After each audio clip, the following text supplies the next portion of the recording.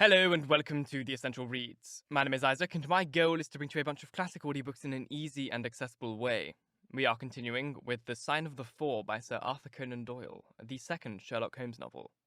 This is Chapter 11, The Great Agra Treasure. Our captive sat in the cabin opposite to the iron box which he had done so much and waited so long to gain.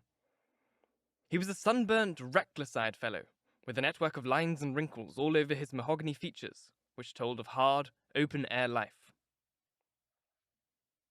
There was a singular prominence about his bearded chin, which marked a man who was not to be easily turned from his purpose.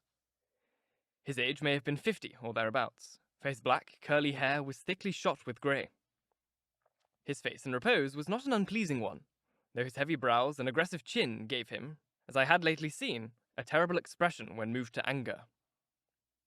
He sat now with his handcuffed hands upon his lap, and his head sunk upon his breast, while he looked with his keen, twinkling eyes at the box which had been the cause of his ill-doings. It seemed to me that there was more sorrow than anger in his rigid and contained countenance. Once he looked up at me with a gleam of something like humour in his eyes. "Well, Jonathan Small," said Holmes, lighting a cigar, "I'm sorry it has come to this." "And so am I, sir," he answered frankly. "I don't believe that I can swing over the job. I'll give you my word on the book that I never raised hand against Mr. Sholto. It was my little hellhound Tonga who shot one of his cursed darts into him.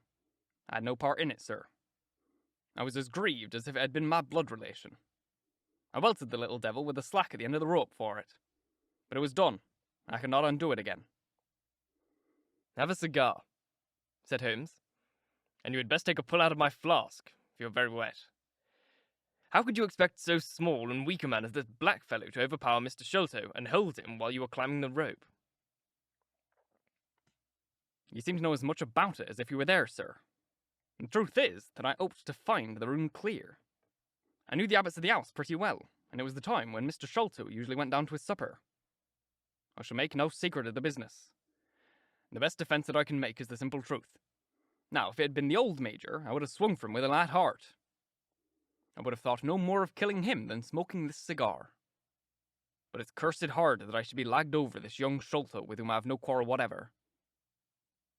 You are under the charge of Mr. Anthony Jones of Scotland Yard. He's going to bring you up to my rooms, and I shall ask you for a true account of the matter. You must make a clean breast of it, for if you do, I hope I may be of use to you. I think I can prove that the poison acts so quickly that the man was dead before you ever reached the room." "That he was, sir. I never got such a turn in my life as when I saw him grinning at me with his head over his shoulder as I climbed through the window. Fairly shook me, sir. I'd have half killed the Tonga for it had he not scrambled off. That was how he came to leave his club, and some of his darts too, as he tells me, which I dare say helped to put you on our track. Although, how you kept on it is more than I can tell. I don't feel no malice against you for it, but it does seem a queer thing," he added with a bitter smile, "that I, who have a fair claim to $500,000 of money, should spend the first half of my life building a breakwater in the Andamans, and I'm to spend the other half digging drains at Dartmoor. It was an evil day for me when I first clapped eyes upon that merchant Achmet and had to do with that Agra Treasure, which never brought anything but a curse yet upon a man who owned it. To him it brought murder. To Major Sholto it brought fear and guilt. To me, it has meant slavery for life." At this moment, Anthony Jones thrust his face and shoulders into the tiny cabin. "Quite a family party," he remarked. "I think I shall have a pull at that flask, Holmes. Well, I think we may all congratulate each other. Pity we didn't take the other alive, but there was no choice. And I say, Holmes, you must confess that you cut it rather fine. It was all we could do to overhaul her." "All is well that ends well," said Holmes, "but I certainly did not know that the Aurora was such a clipper. Smith says she's one of the fastest launches on the river, and that if he had had another man to help him with the engines, we should never have caught her. And he swears he knew nothing of this Norwood business." "Neither did he. Not a word. I chose his launch because I heard she was a flyer. We told him nothing, but we paid him well, and he was to get something handsome if we reached our vessel, the Esmeralda, at Gravesend, outward bound for the Brazils. Well, if he has done no wrong, we shall see that no wrong comes to him. If we are pretty quick in catching our men, we are not so quick in condemning them. It was amusing to notice how the consequential Jones was already beginning to give himself airs on the strength of the capture. From the slight smile which played over Sherlock Holmes's face, I could see that the speech had not been lost upon him. "We will be at Vauxhall Bridge presently," said Jones, "and shall land you, Dr. Watson, with the treasure box. I need hardly to tell you that I am taking a very grave responsibility upon myself in doing this. It is most regular, but of course an agreement is an agreement. I must, however, as a matter of duty, send an inspector with you, since you have so valuable a charge. You will drive, no doubt?" "Yes, I shall drive." "It is a pity that there is no key that we may make an inventory first. You'll have to break it open. Where's the key, my man?" "At the bottom of the river." There's no use your giving this unnecessary trouble. We've had to work hard enough already through you. However, Doctor, I need not warn you to be careful. Bring the box back with you to the Baker Street rooms. You'll find us there on our way to the station." They landed me at Vauxhall with my heavy iron box and with a bluff, genial inspector as my companion. A quarter of an hour's drive brought us to Mrs. Cecil Forrester's. The servant seemed surprised at so late a visitor. Mrs. Cecil Forrester was out for the evening, she explained, and likely to be very late. Miss Morstan, however, was in the drawing-room, so to the drawing-room I went, box in hand, leaving the obliging inspector in the cab. She was seated by the open window, dressed in some sort of white diaphanous material, with a little touch of scarlet at the neck and waist.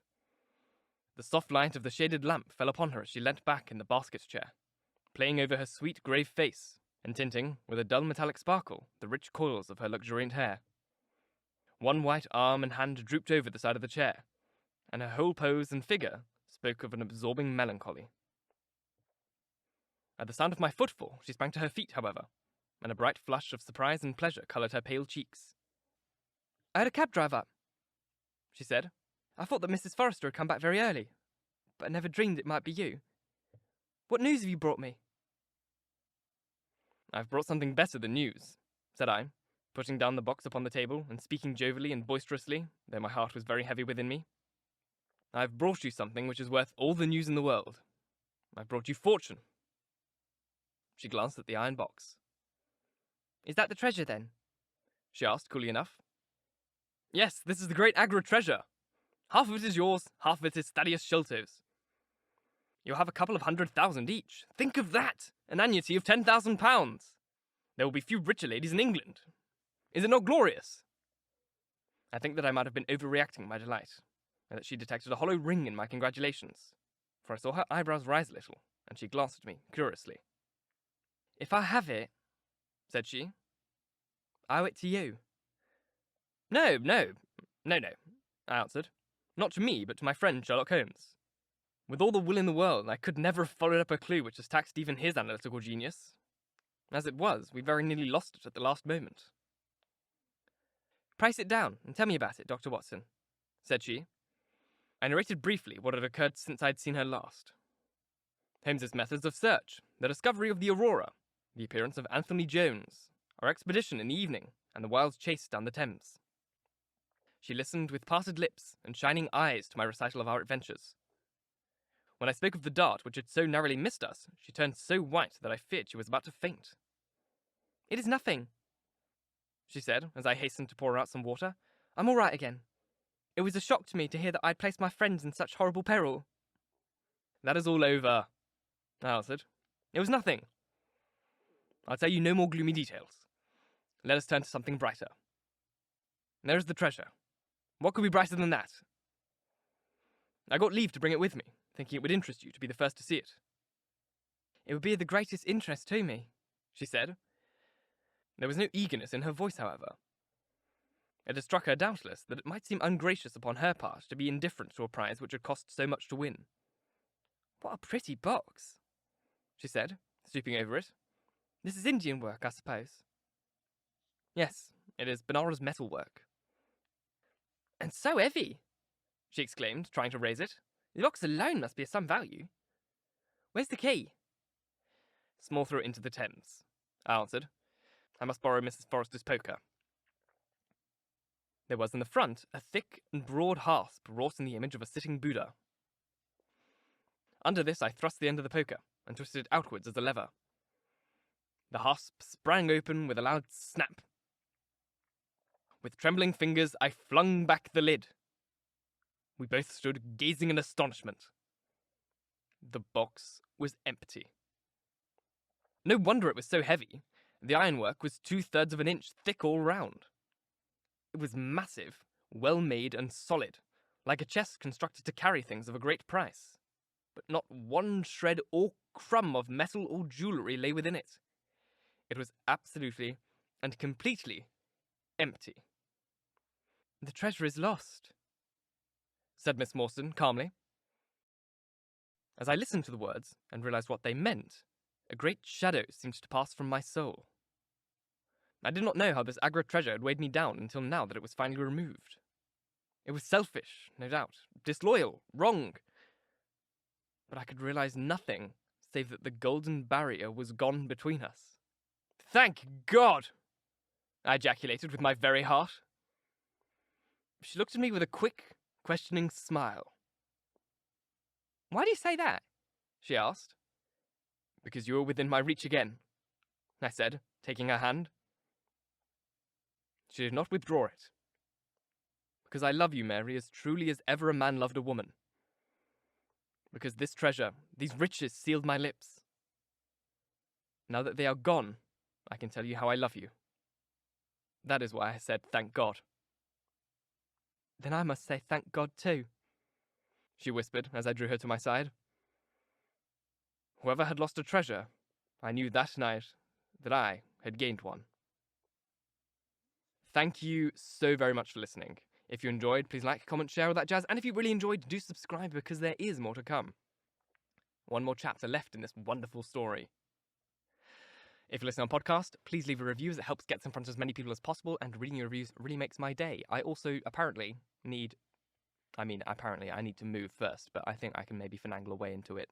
I need 10,000 watch hours per month, apparently, in order to get monetization on Spotify, which would be nice.